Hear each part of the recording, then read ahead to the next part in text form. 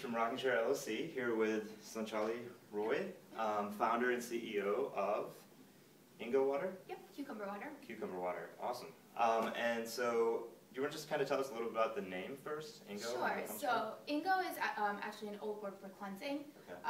Cucumber water is great for cleansing, for hydration, and I thought it was just a good connotation. It was short, it was easy to say.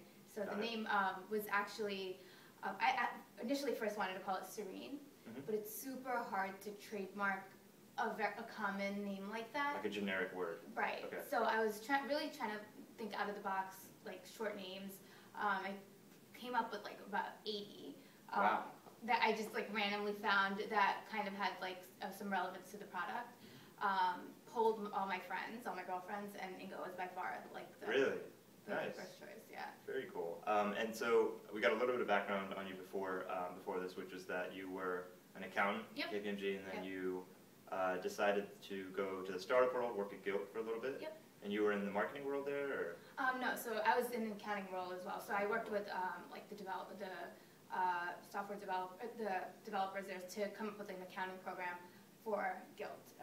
So you know how their sales would be recorded and all that stuff. Got it. All that exciting stuff. Yeah. And then the excitement of accounting kind of just faded away eventually. Well, I was never really.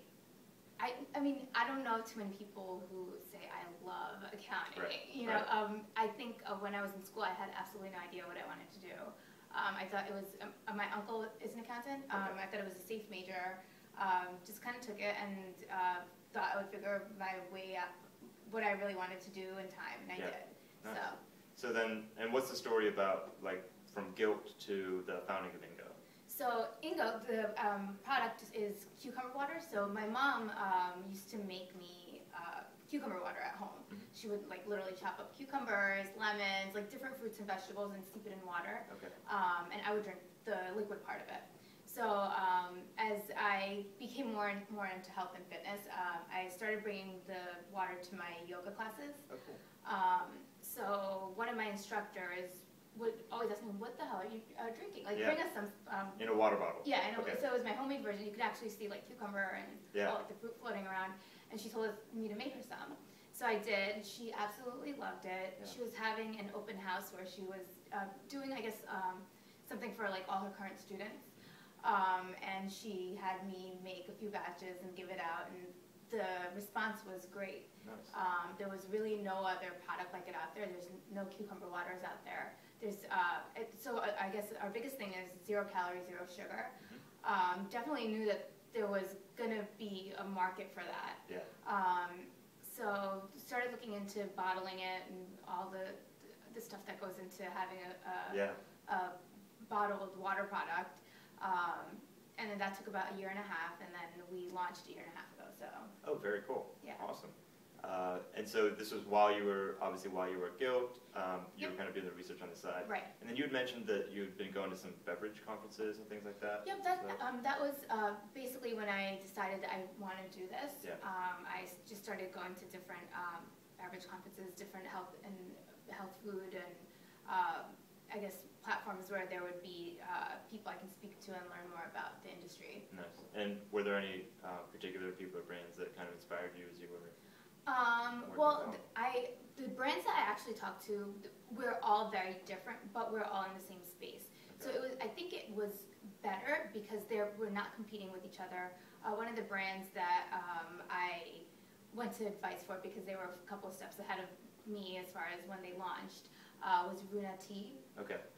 So they were very helpful, and they had no reason to. We're in completely different spaces. Right. I feel like if I were going with talking to direct competitors, everyone's really nice. Not that they would not give me good information, but you know, us and Runa became really good friends. So. Very cool. So actually Runa, I think they do a lot of marketing. Don't they do a lot of local marketing here in New York too? Okay, interesting. They're from Brooklyn, so. I think I've seen some of their stuff. So all right, and the product line seems to have multiple. Yep, there's 3 flavors. So there's INGO Lemon. This was our original flavor, which we came out with 1.5 years ago. Once I launched that, so based on sampling and feedback, kind of got an idea for different flavors. So that's where the watermelon came in, and the mango is really, really recent. Okay. So. And when you make the water now, did you have to go to one of those like purified kitchens? So where we produce, it's actually in southern Jersey. We use purified water. We actually purchase the cucumber juice, the watermelon juice, and basically all the raw ingredients we purchase from different ingredient suppliers, and it's kind of based on season. Okay. So we basically bring everything into a production facility. I see. Yeah. It's like an incubation kitchen, one of those types of places? It's actually more of a large-scale production facility. So when I first decided to do this, going from what I made at home to something that we can scale, I actually work with a lab in California, and they helped me with that. Oh, very cool. Nice. All right, and so now it's been a year and a half in, and I think you said you're in distribution 400 retailers? Yep, we're in about 400 retailers, hoping to be about 4,000 by spring. Wow. Yeah. That's amazing. And this is mostly on the East Coast? Yep. So right now it's New York, New Jersey, Connecticut. Okay. We're in Northeast Whole Foods. So all of the Whole Foods stores in the Northeast. We're going to try and so what I'm working on right now is by March to be throughout the East Coast pretty much. Got it. And I noticed that the water itself is it's translucent, so it's got kind of a little bit of, you can tell that there's substance inside of it. So it's basically cucumber juice and whatever fruit. So it's even like within the three, you can see that there's a slight difference. Like the mango is a little more yellow because it's mango juice, and but we did not want to do anything where it would take away from the I guess what it would look like when you made it at home. We didn't want to like put an emulsifier in that or like nothing artificial. We wanted to keep it as clean as possible. Very cool. Yeah, I think that to me, like when I look at it, the fact that it's not completely clear suggests that there's some taste to it. Yeah. Whereas sometimes if you, I think Hint water is the one that's like it's clear, but it has a little bit of fruit in it. With Hint, they're kind of like an essence water. Okay. So they are actually, I would say, our biggest competitor. We're in the 0 calorie, 0 sugar water space at the end of the day. Right. But I guess the key difference is Hint water is an essence water. Okay. So you smell like whatever fruit that is on the packaging. But with us, we use actual juice. I see. So you'll see when you taste it. Right. Which I will in a minute. But so now that you're at 400 retailers and you obviously committed yourself full time to this. And by the way, when was the break point when you kind of? So a couple of months before I launched, you actually decided to leave. And me and at the time CEO, we actually sat. So everyone sits like on open tables. He sat behind me. So I would talk to him all the time about it, and he encouraged me to be entrepreneurial. Very cool. Very cool. And this is a solo venture for you, right? This is you on your own. Have you built a team? So I do. So I have a sales team through my distributor.